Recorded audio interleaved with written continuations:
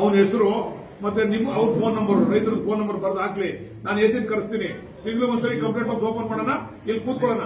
ಜನ ಬಂದು ಅವ್ರು ಉತ್ತರ ಹೇಳಿ. ನೀವು ಇಲ್ಲದ್ರೆ ಹೆಕಡ ಹೊಡಿಸ್ತೀನಿ ನಾನು. ನನ್ನ ಮೇಲೆ ಸೋಷಿಯಲ್ ಮೀಡಿಯಾದಲ್ಲಿ ಹಾಕೋರು ಪರವಾಗಿಲ್ಲ. ಹೊಡಿತಾರೆ ಜನ ಹೆಕಡ ತಗೊಂಡು. ಇಲ್ಲ ನಿನ್ ಹೊಡಿತಾರೆ, ನಾನು ಹೊಡಿತಾರೆ. ನಿನ್ ಕೈ ಕೆಲಸ ಮಾಡ್ಸಕ್ಕಾಗಲ್ಲ, ನಾನು ಹೊಡಿತಾರೆ. ಇಲ್ಲ ನಿನ್ ಹೊಡಿತಾರೆ. ಯಾರು ಹಾಕ್ತಾರೆ? ಕುಂಚ ಮಾತಾಡ್ತಾರೆ ಬಾಲಕೃಷ್ಣ ಅಂತ. ಇನ್ನೇನು ಮಾತಾಡ್ತಾರೆ? ಮುತ್ತಿಕ್ತಾರ ನಿಮ್ಗೆ?